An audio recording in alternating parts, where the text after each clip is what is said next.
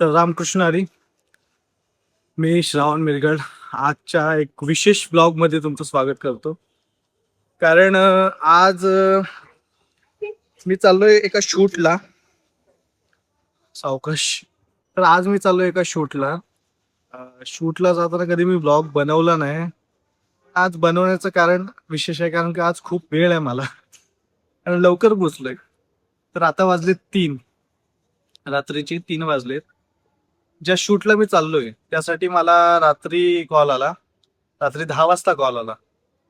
मी लगेच डन केलं, profile done झाली. मग मी लगेच निघालो आणि ट्रेनचा प्लॅन केला. पण ट्रेन 1.5 तास लेट होती, म्हणून मी ट्रेनच्या भरोश्यावर न राहता महाड ST डेपोतला आलो आणि बसने आलो. मी विचार केला की पनवेलला लवकर पोचवेन आणि पनवेलला जाऊन मग मी पुढे जाईन. तर माझा प्लॅन बरोबर होता, पण मी खूपच लवकर आलो.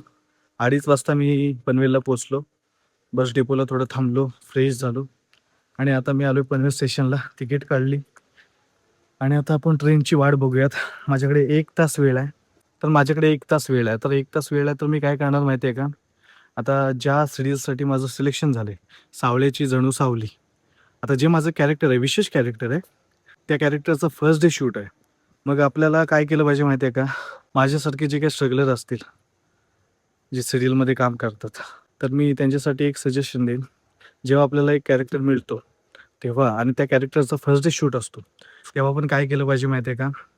त्या कॅरेक्टरची माहिती होण्यासाठी ज्या सिरियलमध्ये आपण काम करतोय, ज्या सिरियलमध्ये आपण काम करणार आहोत, त्या सिरियलचे आधीचे 2 एपिसोड पाहायचे, 2-3 एपिसोड पाहायचे.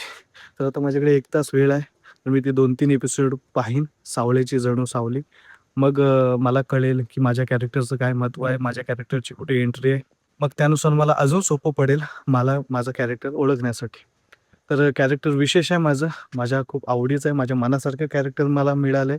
आता ते कॅरेक्टर काय असेल ते मी तुम्हाला तेव्हाच दाखवेन जेव्हा मी ते कॅरेक्टरचं गेटअप करेन. ओके, तर चला बघूयात. मी तोपर्यंत एपिसोड बघून घेतो. चला भेटूया पुढे.